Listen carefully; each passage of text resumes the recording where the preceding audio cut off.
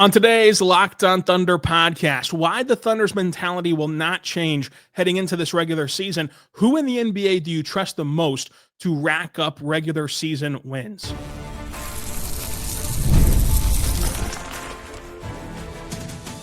You are Locked on Thunder, your daily Oklahoma City Thunder podcast. Part of the Locked on Podcast Network, your team every day.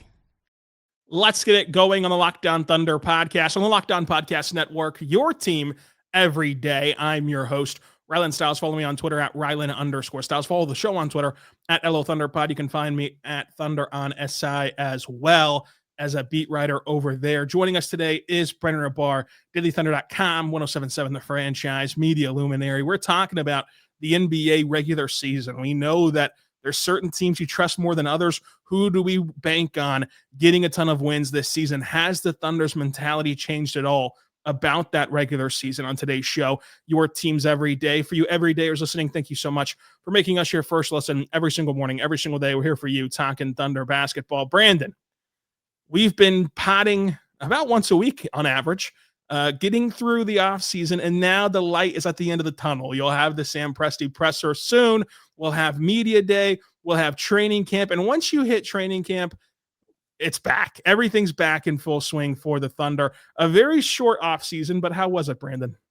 It's been a fun offseason. I've caught up on some movies and some shows, been playing some fantasy football, but I'm ready for Thunder season to be back. Like, especially coming off this championship run, the vibes are still high amongst Thunder fans, and I'm ready to get back in the gym with a microphone and pen and pad, like not with the ball, but you know. And your amazing teal briefcase that you carry around, the tote around at the Paycom Center. We love that. And you don't just play some fantasy football. You should see Brandon Rahbar wheeling and dealing on the phones for fantasy football season.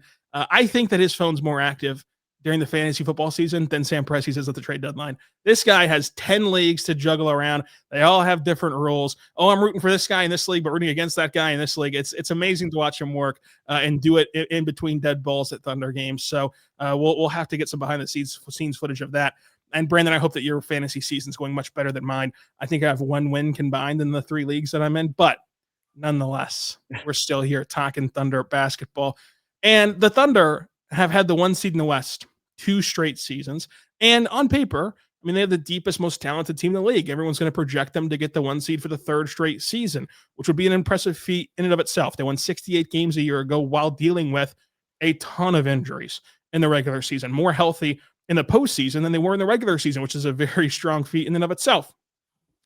But you just played into the last possible day on the NBA calendar, deep into June. And now you already get back into an NBA season where you've also had some, off-season, let's say, escapades with the Larry O'Brien trophy and all that comes with that. Does the mentality of this team, this 0-0, 1 of 82, selling all out to get these wins in the regular season, does that change to you heading into this season? I don't think so. I think that mentality is a part of this team's DNA. And I don't think they can change their DNA. It's in them now, Rylan. Like, that's just who they are. No, I think that since the very beginning of this rebuild, with Mark Daigneault, with these players, every day from day one, it's that 0-0 mentality. And, look at the effort, look at the energy they bring every night. It doesn't matter, if it's the playoffs or if it's a Tuesday night against Charlotte. This team is going to bring it every single night. And despite the fact that they're coming off a championship season, the first title, I still think they're hungry. They're young. They're hungry. I still think they still have, things to prove. I think Shai wants to continue to build his legacy, and that means more wins, more possible titles, more possible accolades and trophies. I think Jada wants to continue to build his legacy that he started. And Chet, I think he wants to start, he wants to get his first all-star game. He wants to possibly be all NBA and all those things. So to do that, you got to get wins. And I think this team is going to go out and get wins.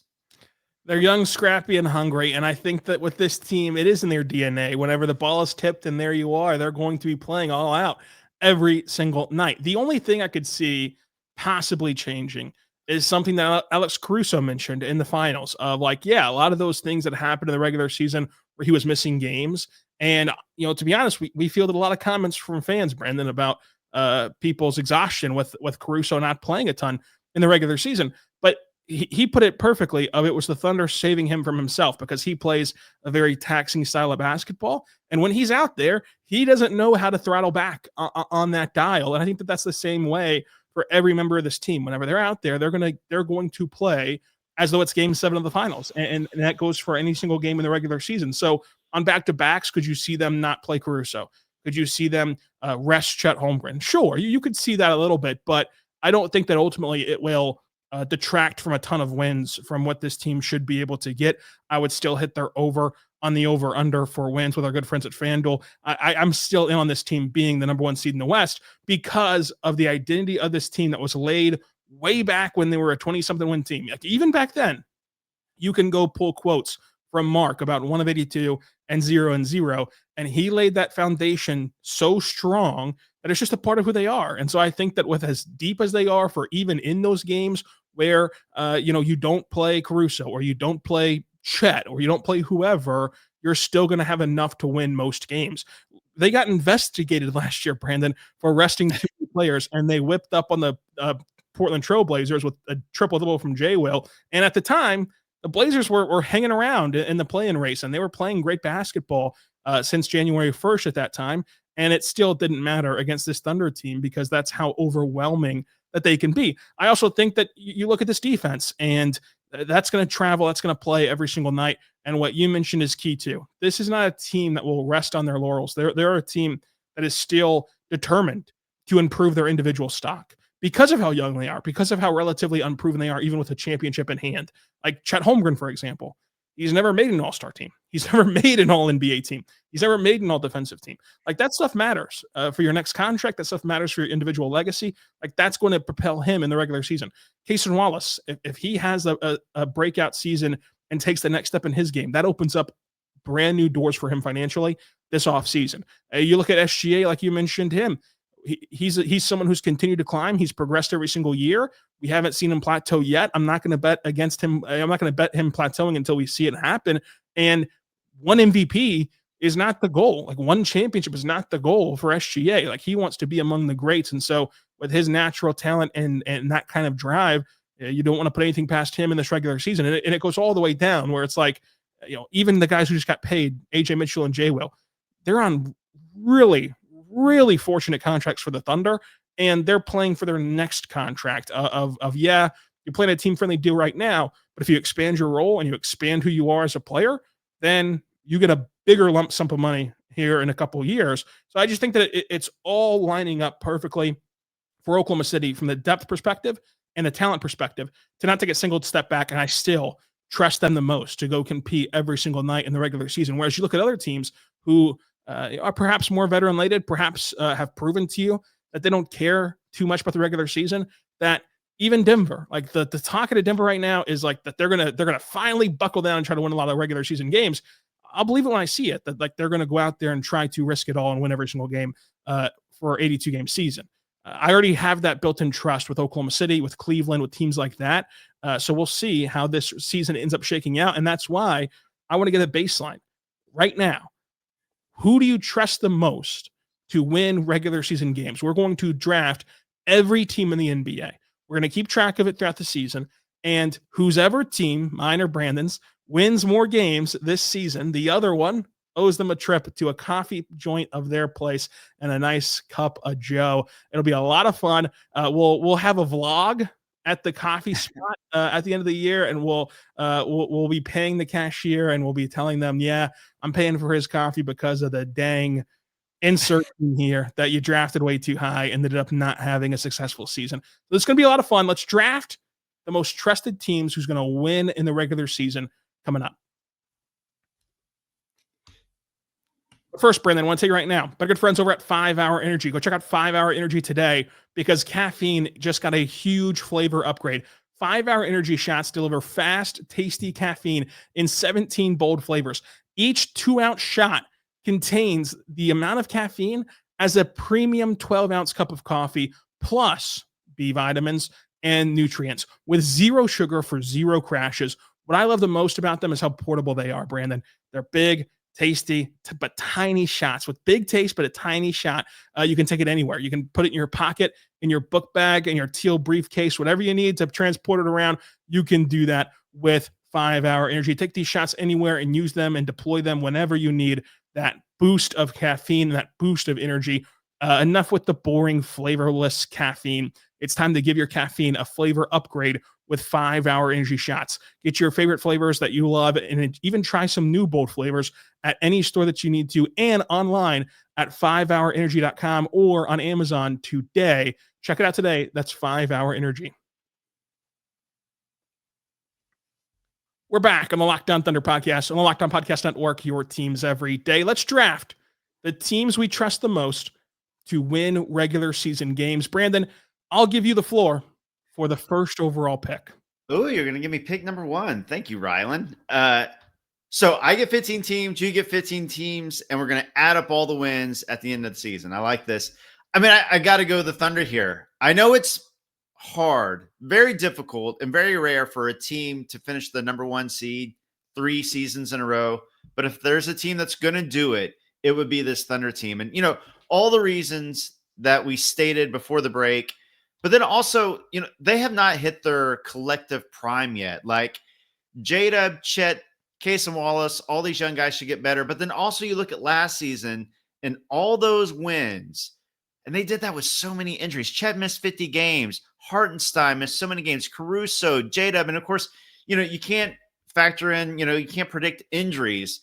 But if this team is a little bit healthier than last season, and J-Dub played the entire playoffs with a torn ligament in his wrist. He got the brace off today. We saw Chet came back and he wasn't 100%. He should be better. I can't take anybody but the Thunder as my number 1 pick. I don't blame you at all. Now, this is self-proclaimed, not a math pod. Do you think that we can handle a snake draft, or should we just go 1-1-1-1?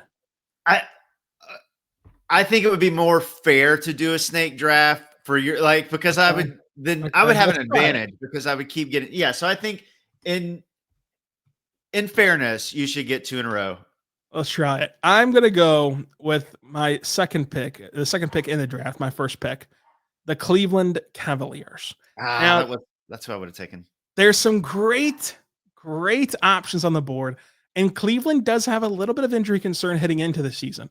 However, they're a proven team when it comes to racking up regular season wins. Now, they're not a proven team when it comes to the postseason, but this is not about the postseason. We're going to have this coffee vlog the week of the play-in tournament. It's going to be, we're not going to know what happens in the postseason. So with that, I have a team that I trust to win games in the regular season and a team that plays in the East and gets to beat up on a ton of Papsies in that conference that are just nothingness in the East. So I'm going to take Cleveland there. My next pick, I'm going to go with the Houston Rockets. And that's dangerous to me because they are in the West. But you look at what they did a year ago to get that number 2 seed out West, and they had a 52-win season. And in that season, their offense was laughably bad. It was horrific. And now they add Kevin Durant. And I think that with the addition of Kevin Durant, it goes just beyond what KD can do. You look at the things that he opens up as a gravitational pull of a scorer. That he can open up for easy shots to Jabari Smith Jr. I love the Dorian Finney-Smith edition. Alpe's been incredible, and he's raised his stock even more so this summer. I have the Houston Rockets as my pick, and now the board swings back to you. Okay. I'm going to have to go with the New York Knicks here. I don't think that they're the next best team. I think that's a different team, but they are in the East, and for all the reasons that you stated about the Cavs beating up on the East, if I'm looking at wins, West is brutal. And once you get past the first, really past the Thunder, all these teams are going to beat up on each other. I just like the Cavs and Knicks at the top of the East because it's like you're going to get so many wins, so many freebies, and you just don't have those freebies in the West. So give me the Knicks. Now, in a snake draft, technically this would just be 2-2-2-2. Should we just go 1-1-1 now? Yeah, let's just go 1-1-1 now, I guess. That's a good call. Yeah. See, I told you, we're not a math pod, we're not a snake pod, but with this pick, this is interesting because I do think that Denver's the next best team on the board, but I just mentioned how I fail to trust them. And I look out east and I can take a shot on a couple offseason winners who play in the East and who should rack up a ton of wins. And that's what I'm going to do. I have been singing the praises of the Atlanta Hawks all offseason. I'm going to take the Atlanta Hawks here. I think that with this roster, they're deep enough to win a ton of regular season games. I like Trae Young in the regular season, and he's, of course, went to the East Finals before in the postseason. But I like what they've done adding Porzingis. I like what they've done managing their roster this offseason to flank him with the best possible talent. And I think that they finally nailed the backcourt mate with him, as you saw a year ago, with Dyson Daniels, with the Atlanta Hawks. And so I think that this is a team that should be a top 4 seed in the East easily. And of course, the hope is that adding in Nickeil Alexander-Walker, adding in Kristaps Porzingis, getting back a healthy Jalen Johnson, who was on an all-star trajectory last season before he got hurt. All those things in this melting pot of Atlanta will put them, I think, in the top 3 of the East and get them to a point where they're winning close to 60 games maybe in that conference because of the fact that you play such a horrendous schedule. Oh, I cannot believe I get to take the second best team in the NBA at the number 6 overall pick. Thank you, Rylan, for letting the Nuggets fall to me here. I feel like it's a fantasy draft, and Bijan Robinson just fell to me in the middle of the first round. Give me the Denver Nuggets and Jokic and Jamal Murray, Aaron Gordon. He should be healed up. They got Cam Johnson. They improved their bench. It is the West. It is tough. But yeah, I'm very happy to take the Nuggets here. I like that pick. I've been all in on the Nuggets all off season, and I got scared off by the fact of them winning regular season games. So I'm going to take the Orlando Magic in this selection here for the simple fact of I look around the West and I love the Lakers, and I've been very much flamed for my love of the Lakers off season because it's easy to, if you're not in LA, to make fun of what they've done. But I do think that DeAndre Jordan fits them perfectly. I am optimistic about the Marcus Smart fit. I think they'll have a career high 3-point shooting season, but if they're tasking him with being their number 1 stopper, that raises questions. But ultimately, my reservations with the Lakers is about LeBron James and how much is he going to be able to play this season. Luka Doncic, of course, is no sure bet in terms of actually playing regular season games in a whole bunches. The Clippers are the same thing of like, they're have a great rotation, but can they stay on the floor? And then you move down the list and it's not as appetizing in the West. So then I'm going to stick in the East, and I think that Orlando has an exceptional defense. I think that there's for sure going to be better offensively because there's really only one way to go, and that's up with the addition of Desmond Bane. I think that a full season of Paolo and Franz will be awesome for them. I'll go Orlando here. That's a good choice. That's what I would have taken. This one is tough. Now we're into like the meat of the draft here. This is where we're going to make or break. Who rubber meets the road here. Yeah. I've got like 3 teams I'm looking at. This is your Puka Nacua range. That's exactly. Oh, good call. Good call. You know what? Since you said that, since Puka Nacua is with the Rams, I will go to Los Angeles and I will take the Lakers. All the reasons you say that, I am hesitant, but I do think that DeAndre Ayton is such a big upgrade over Jackson Hayes. Like, I don't think DeAndre Ayton is like, world beater. He's not a top 10 center or anything like that, but I think he's such a big upgrade, and he's exactly what they needed to just fill that role and have a serviceable center, a playable center. Luka, I do think he's obviously more in shape. I think motivated.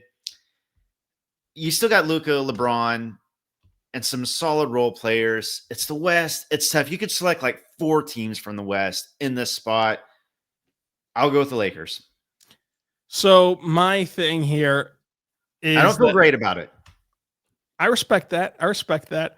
My thing here is that the Lakers and the Clippers were able to win 50 games last year. And we know what happened with Kawhi last year in terms of like rounding it out, and he came back at the end of the regular season and played the playoffs. But obviously he didn't play a huge chunk of the regular season. And this year, hopefully he'll play more in the regular season, and hopefully the swap of Beal into Beal away from Norman Powell will be able to replace that offensive production that Powell had a year ago. And so for a team that won 50 games, I do think that this team improved their rotation. and they already won 50 games in the West. So I'm going to take the Clippers, and it's the same thought process for the Lakers of like they won 50 games last year. So if you like me, love the addition of DeAndre Ayton, or at least like it as an upgrade to Jackson Hayes, and you get a full season of Luka not coming into the trade deadline, I think that both LA teams should go off the board at this spot. So I'm going to take the Clippers for my pick. And so we're gonna have to round out this draft coming up. It's going to be the make or break of who's going to owe whom a cup of coffee at the end of all this coming up. But first, I want to say right now, but your friends over at FanDuel, go check out FanDuel today because FanDuel is here to help you with the NFL season. FanDuel is making sure that you're ready for a kickoff with these can't-miss offers. Right now, new customers can bet just $5, and if your bet wins, you get $300 in bonus bets to use across the app.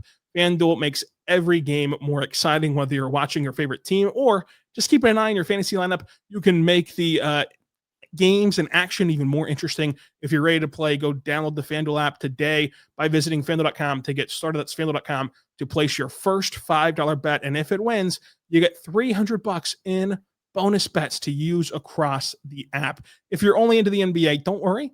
They have NBA lines out there already for over-unders like what we're doing here. They also have opening night lines out there. The Thunder, 6.5-point favorites against the Rockets on opening night. And if you do want to wander into the NFL, listen, there's a huge spread Thursday. The Dolphins, 12.5-point underdogs on Thursday Night Football. That's a massive line in the NFL. See if you can make something back at FanDuel.com.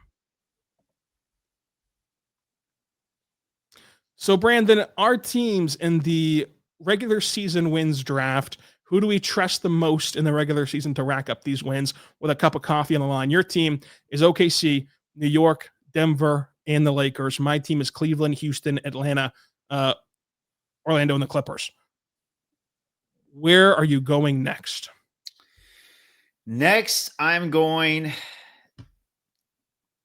to stay in California. Oh, really? 3 days in a row. I know. I'm going to go with the Warriors. Look, after they traded for Jimmy Butler last year, when Curry, Butler, and Draymond all played together, they won at a very, very high rate. And, they won their first round series against the number 2 seed Rockets. And then Curry got hurt. We don't know what would have happened, had Curry stayed healthy in the second round. So none of these players, as far as I know, are at risk of having their contract voided. That's very true. I took a really big swing there. Pablo Torre going to come for me now. So just say if his contract gets voided, your pick doesn't get voided. You got to stick with it, Rylan. Yeah, that's true. So if his contract gets voided, we're going to just go ahead and take you to Starbucks tomorrow. I mean, we'll just quit this whole thing. Give me Golden State right here. I like this pick for all the reasons that you mentioned. I'm hesitant because of their lack of depth to fall in love with this pick of the Warriors. And that's why I stayed away from them in my top 5. But my next team, I need to have more stock in the East. But here's the problem. We're in the midst of this East with the teams that are left of it goes back to the trust factor. Who in the world do you trust? A beat-up Boston, a beat-up Indiana that lost Miles Turner, Milwaukee who added Miles Turner but only has him and Giannis and no point guard? And that's where I fall with the Detroit Pistons. Detroit basketball, come on down. They were the spunky surprise team a year ago. Last season, they end up as the 6th seed with 44 wins. I think that whenever you see a step back from the Celtics, you see a step back from Indiana, those wins need to go somewhere. I think that they're going to go to Detroit, Orlando, Atlanta, and that's who I've drafted out of the East along with Cleveland. So that's where I'm going to go, Detroit. I'm going to be honest with you, Rylan. I thought I could get them with my next pick. I thought you would go with the Wolves there, and I thought I could come back and get the Pistons. I do not have enough stock in the East. And as much as we've talked about how the East, you get so many freebie wins, my strategy here going heavy with the West may come back to bite me. You're hoping that the entire NBA does what that the entire West does what OKC did last year and lose 2 games to the East. That's what you're hoping for. Yes, exactly. That's what it's going to have to be because I say all that. Now I'm looking at the Pistons were the last team in the East that I really trusted because of all the reasons that you stated. The next best teams, there's so many question marks. So I'm going to have to go with the Wolves here. Here's what I know about the Wolves. At least they have, a top 10 player in Anthony Edwards, who's still improving. They have great depth. They have great role players around them, and they have gone to the Western Conference Finals 2 straight years. So to get them this late in the draft, I feel pretty good about it, but I was hoping to get more stocks in the East here. So I was hoping that you would get a little bit too creative at this spot, and I could sneak in Minnesota after this selection from you. Because should we do a draft day trade? Should we do a trade? Oh, a little draft day, Kevin Costner and them boys, just like give me Putney. But if you get that reference, you need to watch better movies. I think that when you look at the Timberwolves, what's interesting is when this offseason was unfolding, and they lost Nickeil Alexander-Walker, my instant reaction was like, dang, that's a huge blow to their rotation. But then the more I sit with it, I'm like, I really like Terrence Shannon. I really like Jalen Clark. And those are guys that they're banking on. I also, going through our first ever Locked On top 100 player list, and every host had to put together their top 100. For my top 100 individually, they had the second most players in it. So I really like that roster. And I think that can really be beneficial to you to have them as a team that last year, they were the 6th seed, but they only had 49 wins. They didn't hit that 50 mark. I think that 50 is in play for them, and that can really be an advantage for you. And now we're into a part where I really think you've got to go for broke, and it could backfire, but you've got to really jump on teams, and I'm going to jump on the San Antonio Spurs. Nice one. Could the San Antonio Spurs be a team that heads into these games where perhaps, like, for example, we don't think that they're a better team than Denver, but Denver got swept last year by the Wizards in the regular season. Could they be a team that, like, even if they're going up against teams better than them, their compete level is just so much higher? Their competitiveness on a night-to-night basis and their grit with guys like Carter Bryant and a really good rotation there of young players, similarly to the Thunder, of like, we're in boomer bust territory. If you just have a Thunder season from a couple years ago when they made the play-in, that's going to really help you at this spot in the draft. I'm going to have the Spurs there because I get the boomer bust with San Antonio. And I think that their bust factor is better still than the wins they put out last year. Yeah, I think that's a great pick. I think there's one team in the West that can go from, like a lottery team to a possible playoff team. I like San Antonio's chances. I got to stick in Texas here. I'm going to go with the Mavs. There's such a big question mark.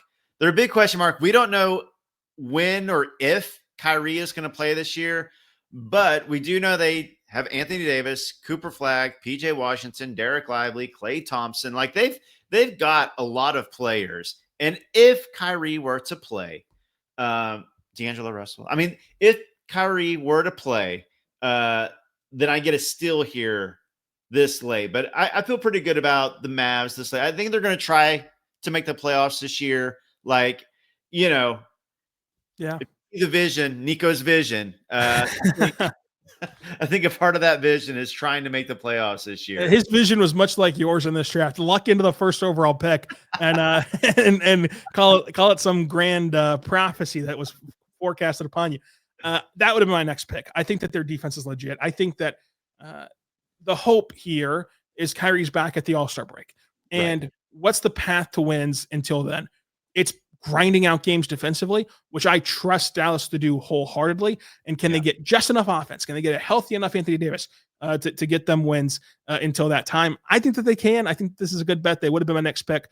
But now, Brandon, it's 4th and 10 on Madden, and I'm throwing for 4 verticals. I'm just going to go for it. I'm at my own 20. I'm up by 3, and if I turn it over here, you get an automatic red zone possession. But I don't care. I'm going to risk it. I'm going to try to chew out the clock and win this game if I get a first down.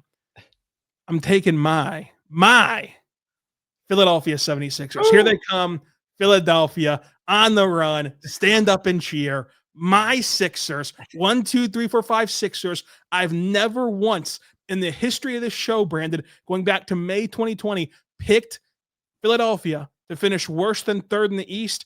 Let's just ride them out again, because if you get the healthy Embiid, if you get revenge toward Paul George, don't forget Jared McCain's hanging around, and Jared McCain was on track to have the best rookie season out of everybody last year until he got hurt, and that Rookie of the Year race turned into quite a mess, let's say, a year ago. I'm loving Tyrese Maxey. BJ Edgecombe, kind of interesting. Kelly Oubre, no better looking guy in the NBA than Kelly Oubre. It falls off pretty quickly after that. But this is a team that could either be safely in the top 6 of the East or be picking 3rd in the draft. And I'm ready to take that risk. I'm ready to walk and get hurt again by the Philadelphia 76ers.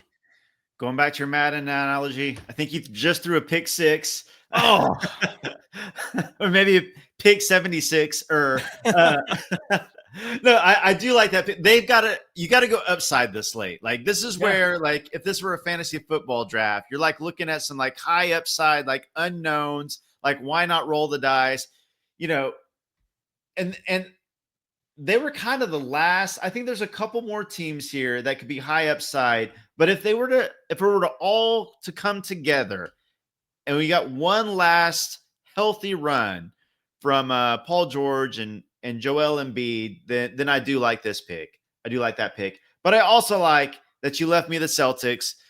I'm going to take Boston right here. Look, I know that Jason Tatum is out this season. I know they traded away a couple of their core players, but they still have enough talent in the East to make a playoff run. Now, the big question is if they want to. Like, they know they're not going to win a title this year without Tatum and making the moves that they made. So are they going to adjust at some point and decide to just throw in the towel on this season? Or are they going to trade away more of their fringe talent, some of the role players? We'll see. I'm going to take the bet this late that Boston will try to make the playoffs without Jason Tatum this year. So it's interesting you used the term left you Boston. I was going to be content taking Boston with my next pick because I thought you were going to jump on, as we've well documented on this show, given your love affair for even the likes of the Utah Jazz, that you are a West Conference elitist. It's like your version of the SEC. I thought you were going to take the Memphis Grizzlies. I'm taking the Memphis Grizzlies though, and I get Jaren Jackson Jr. I get a little Ty Jerome action. They signed him this offseason. I also love Cedric Howard. I also love Jalen Wells. So much so, Jalen Wells, my 100th player in the league, a top 100 player in this league. He's healthy. He's back. He's ready to go. So I'm going to take Memphis here. And look, if you get even a play-in team in the West, you're sitting at 45 wins this season, and I'll take that with Memphis. I like that pick. It was between Memphis and Boston. I like that pick. I'm going to go back to the East here.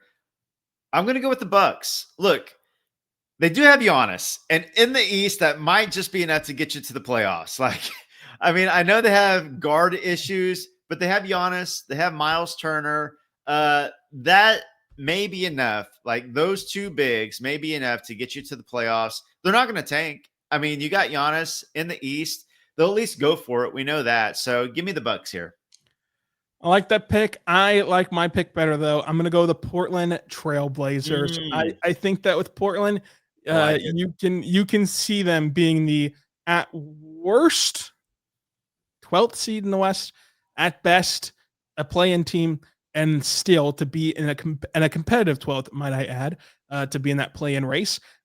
And I think that's gonna give you 40-ish wins, 39-ish wins, 38-ish wins. So I'm going to go Portland here. I think that they're going to be really good in the sense of competitive every single night.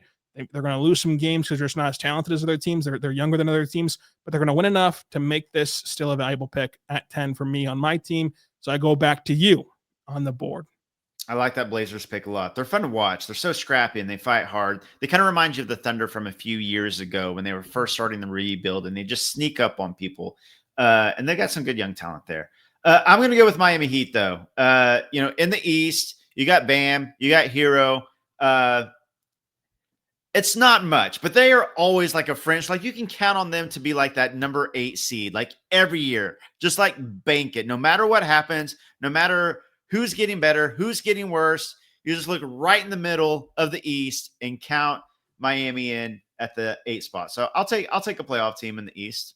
Yeah, I don't blame you at all for going with Miami. The Heat culture is undefeated, and I think that's still a great bet. I'm going to go with the Indiana Pacers. Nice. Obviously, it's a huge blow to not have Halliburton, but They still have Siakam. They still have a very innovative and great coach in Rick Carlisle. But I think among these terrible teams, he can scheme his way with this depth and maybe get some pop from guys in place of Halliburton. Not, of course, a one-for-one replication of his production, but not have it be so dramatic that in the East they just fail to win any games and they're a bottom 5 team. Like, this team's still going to be hovering in the playoff picture. And so for that, I'm going to go with Indiana. I can't believe I'm going to take them. I say this early. I mean, we're in like the bottom 10, but it still feels early for this next team. I'm going to go with the Pelicans. Okay. Look, if we get a healthy Zion Williamson season, they've still got some talent around him. I mean, they do have some talent around Zion. Yeah. And look, they cannot tank. Like, if there's any team, like, they gave away their first rounder next year, which is just wild to me. When you look at the talent in the West and where their pick could end up being. But if any of these bottom teams could be motivated to tank at the end of the season, but the Pelicans will not be. So for that reason alone, and Zion, I will go with New Orleans. Give me Chicago, the Bulls, who are in love with being mediocre. And if your goal is to make the postseason in the East, you should be able to achieve it because it's such a terrible conference.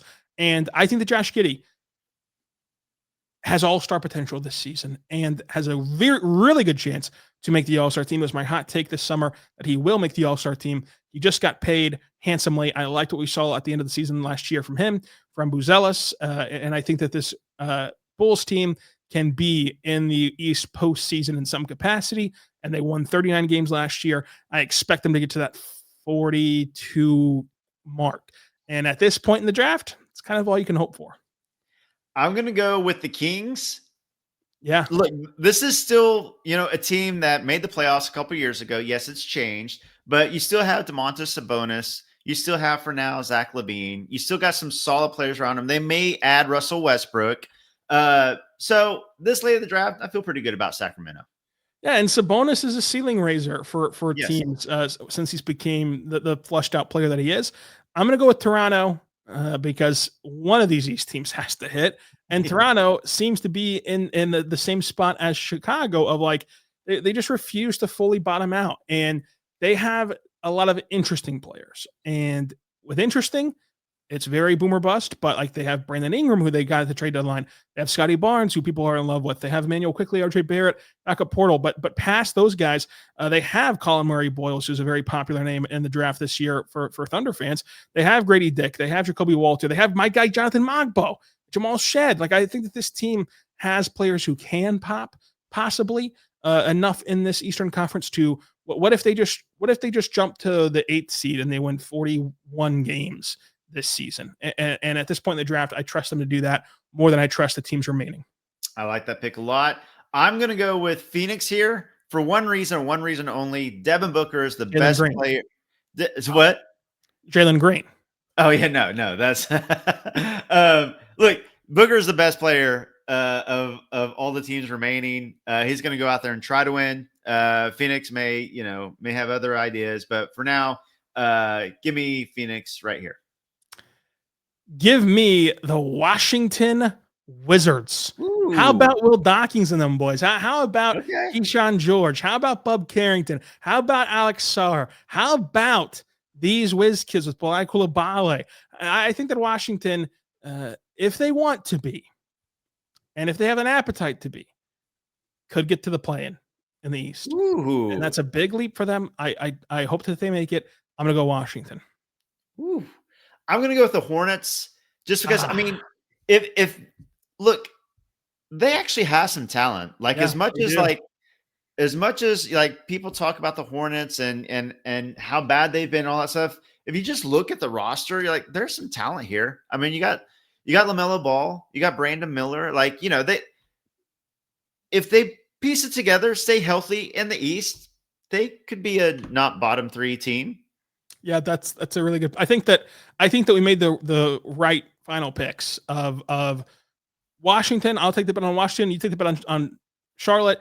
If you had the selection of Washington, I would have taken the bet on Charlotte because Charlotte does have a core that if they're healthy, they should be able to win games. So with my final pick, which then is of course going to reveal your pick, I'm going to go to the Brooklyn Nets. I think that Jordy Fernandez proved last year that he can squeeze out every ounce of winning that a team can possibly give him. And it's similar to Mark of like those 20-something win teams. That's actually a brilliant coaching job to get 20-something wins out of those teams. And it's the same way with Brooklyn. I mean, the fact that they last year won 26 games, that's impressive, as crazy as that sounds, for the talent on Brooklyn's roster. Now you give him a bunch of kids who you took in this year's draft, and I think that he can duplicate and get me 27 wins. And every win counts in this cutthroat business. And I'm going to leave you with the lowly Utah Jazz, who have 17 wins last year and who you hitched your wagon to in our power rankings. So you keep them. You keep the Jazz over there, Brandon. Hey, I got J-Dub and C-Dub as bookends. I took the Thunder at 1. I get the Jazz here. And you're letting me have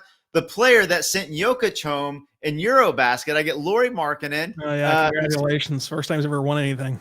Coming off a great summer. Their general manager said that, they're going to try to get wins this season, not going to purposely tank. Of course, they went off and traded a bunch of people after that. If you believe that, I've got beachfront property in Kansas to sell you that they're going to try to win games this year.